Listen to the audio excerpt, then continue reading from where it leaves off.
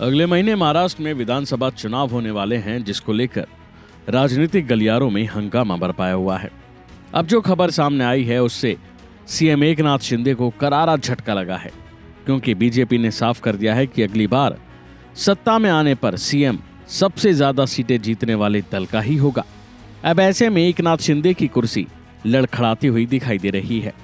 बताया जा रहा है कि महाराष्ट्र विधानसभा चुनाव में सहयोगी दलों को उनकी मर्जी के अनुसार सीटें देने के साथ बीजेपी ने साफ कर दिया है कि अगली बार जो सत्ता में आएगा, जिसकी सीटें ज्यादा होंगी, उसी दल का नेता सीएम होगा। इतना ही नहीं, ये भी साफ है कि बीजेपी की तरफ से देवेंद्र फडणवीस ही इसके दावेदार होंगे। बीजेपी और महायुति गठबंधन के अन्य दलों ने चुनाव में सीएम के चेहरे की घोषणा नहीं की, लेकिन चुनाव गठबंधन में शिवसेना नेता और सीएम एकनाथ शिंदे के साथ ही लड़ा जा रहा है।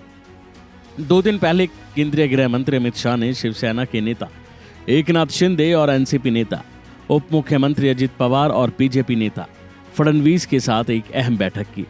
इस बैठक में कई मुद्दों पर विचार किया गया और कई फैसले लिए गए। महाराष्ट्र में बीजेपी ज्यादा सीटों पर चुनाव लड़ रही है और उसके ज्यादा सीट जीतने की उम्मीद भी जताई जा रही है, जिसके चलते बीजेपी ने संकेतों के जरिए साफ किया है कि गठबंधन सरकार में सीएम उसी का होगा, क्योंकि बीजेपी फडणवीस के नेतृत्व में चुनावी मैदान में उतरेगी। इसलिए एक बार फिर फडणवीस गठबंधन की जीत के बाद सीएम बन सकते हैं। तो वहीं अंदर खाने की बात की जाए तो चुनाव के बाद अंतिम फैसला फॉर्मूले की वजह से बीजेपी के दोनों सहयोगी दलों ने ज्यादा सीटों की मांग की है। अगर बीजेपी का प्रदर्शन खराब रहता है तो कम सीटें जीतती है, तो सहयोगी दलों की तरफ से सीएम पद की दावेदारी की जा सकेगी। हालांकि इसमें एक बात जरूर छोड़ी गई है कि चुनाव बाद की राजनीतिक स्थितियों को ध्यान में रखकर ही गठबंधन आगे का फैसला करेगा, जो सभी को मानना होगा। तो वहीं अगर बीजेपी गठबंधन कुछ कमजोर पड़ता है तो जोड़तोड़ की राजनीति अपनाने से परहेज नहीं किया जाएगा, या फिर नए समीकरण बनते हैं तब हालात बदले जा सकते हैं। पर अभी जो तय हुआ है वह मौजूदा चुनाव को देखते हुए है। महाराष्ट्र में सत्तारूढ़ महायुति गठबंधन फिर से राज्य में अपनी सरकार बनाने का दावा कर रहा है।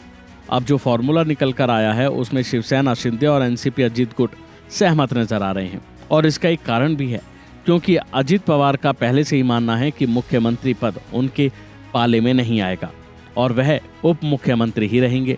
लेकिन शिवसेना का दबाव है कि शिंदे को ही आगे रखा जाए ताकि राज्य के सामाजिक समीकरणों को साथ लेकर चला जाए।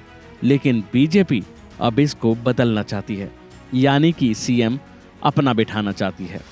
बता दें कि एकनाथ शिंदे को जब सीएम बनाया था तब हालात कुछ और थे, क्योंकि तब उद्धव सरकार को तोड़कर शिंदे सरकार बनी थी। लेकिन अब कहा जा रहा है कि बीजेपी फिर फडणवीस को सीएम बना सकती है। अभी के लिए फिलहाल इतना ही। बाकी अपडेट्स के लिए बने रहिए वन इंडिया हिंदी के साथ।